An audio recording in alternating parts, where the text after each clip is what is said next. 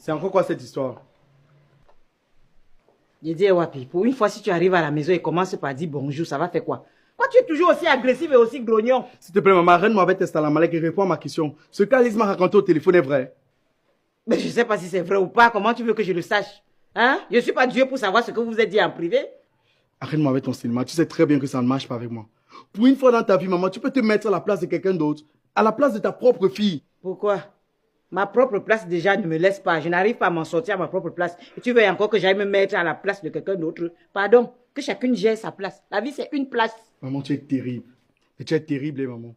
Comment peux-tu demander à ta propre fille de retourner pour une énième fois dans un mariage où elle n'est pas heureuse, auprès d'un homme qui la bat, qui la traite comme une serpillère? Puis même encore, il ramène ses médecins jusqu'à dans le lit conjugal. Et alors? Elle est la première femme à vivre cela. Hein? Qu'elle supporte comme le font les femmes depuis la nuit des temps? C'est quoi avec vous? Qui es-tu, maman? Tout ce qu'Alice te demande, c'est une petite place dans cette maison qui est d'ailleurs assez grande pour nous tous. Question pour elle de se ressourcer et de repartir de zéro avec des nouvelles dynamiques. Est-ce si compliqué que ça? Oui, c'est compliqué. C'est compliqué, Wapi. Je lui avais dit le jour qu'elle partait d'ici que le mariage chez moi, c'était aller simple et non aller-retour. Qu'elle reste là-bas et qu'elle supporte. Je te connais si bien. Je sais pourquoi tu fais ça. Et pourquoi je le fais? C'est à cause des miettes que Jules te donne. Tu as peur que si elle quitte cette maison, il ne va plus t'envoyer l'argent qu'il t'envoie chaque fin de mois. Mais sache que c'est terminé. Demain, je vais aller la chercher. Elle va venir vivre dans cette maison. Que ça te plaise ou pas, parce que c'est la maison de son père. Essaye, Wapi. Essaye et tu verras. Apparemment, tu ne connais pas bien ma capacité de nuisance. Oh que si, maman. Je la connais très bien. Elle est d'ailleurs sensiblement égale à la mienne parce que je suis ton jean fils. Mais si tu veux, on va se blesser. Il n'y a pas de problème. Mais Alice reviendra vivre dans cette maison. Que ça te plaise ou pas. Essaye, Wapi. Essaye et tu verras. Et comme tu dis que tu vas me blesser là, rassure-toi que tu me tues. Parce que si je tombe et me relève, c'est ta tête que je vais trancher et accrocher sur un bâton. Va me balader dans tout le quartier avec. Et d'ailleurs même, je te donne encore 6 mois. 6 mois à faire dans cette maison. Et tu te cherches. Passer les 6 mois là, je vais ramasser tes choses et je vais verser au carrefour. Tu vas aller louer comme tes amis. Maman, c'est là où tu vas taper poteau. C'est la maison de mon père. Je suis son digne fils, digne successeur et chef de cette famille.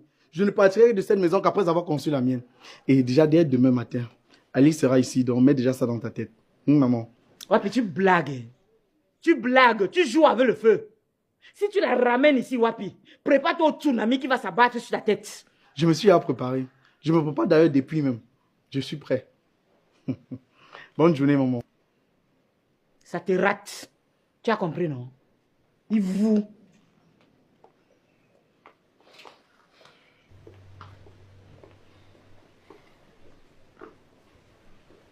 C'est pas possible, ça. Grand frère, je t'ai entendu dire quoi? Que tu vas faire divorcer Alice pour la ramener dans cette maison. Laisse-moi te dire quelque chose.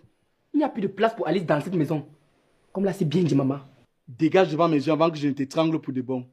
Je ne suis pas d'accord avec ce que maman et toi vous voulez faire. Je ne peux pas laisser ma petite soeur mourir à petit feu dans un mariage sous prétexte que son idiot de mari vous entretient avec des miettes. Celui ou celle qui n'est pas d'accord qu'elle revienne dans cette maison n'a qu'à s'en aller. C'est tout. Et je vous préviens, hein, à partir d'aujourd'hui, je vais reprendre mon rôle de chef de famille au sérieux. Mon droit de naissance a déjà été assez bafoué comme ça. On est où là? Chef de quelle famille? Que qui t'a nommé? Ou alors tu t'es autoproclamé? Oh. Les vipères sont tous sortis de leur trou apparemment. Attends, c'est moi que tu traites de vipère? Ne fais pas, je te manque de respect, grand frère. Je te rappelle que c'est mutuel. You respect me, I respect you. On respecte ceux qui en valent la peine. Où sont passées toutes les valeurs que papa nous a inculquées? On peut dire qu'elles sont mortes et enterrées avec lui. Et si tu continues comme ça, tu ne vas pas tarder à les rejoindre. Parole de Nashma. Par rapport à ce que tu disais tout à l'heure, je suis tout à fait d'accord avec maman et Mignem. Alice n'a plus de place dans cette maison. Nous sommes déjà assez serrés comme ça. Qu'elle reste chez son mari. Sachez donc une chose alors. Comme vous êtes assez serrés, à partir de demain, nous allons dormir les uns sur les autres. Parce que Alice réaménage ici. Et dit que cette histoire avec son mari pourrait rapidement prendre fin si vous avez accepté que je gère cela à ma manière. La dernière fois qu'on t'a laissé gérer à ta manière, qu'est-ce qui s'est passé? Tu t'es pas retrouvé en cellule après avoir cassé le bras de ce monsieur avec tes boys? Gérer à ma manière, on est sûr que tu es quelqu'un. Au grand mot, les grands remèdes. Il avait mérité. Il faut avouer qu'après cette bastonnade, il lui a donné un peu de répit avant de recommencer. Je pense que la seule vraie solution, c'est de la faire sortir de là une fois pour toutes. Et je compte sur vous pour lui apporter le soutien nécessaire. Du moins, si vous le pouvez, malgré votre sale caractère. Oui, le chef de famille. Et tu comptes faire comment? Parce que maman n'acceptera jamais qu'Alice divorce de son mari, car elle aura plus à perdre qu'à gagner. Je sais. Et je peux te rassurer que j'ai une solution à ça. Laquelle? Tante Monique. Quoi? Non!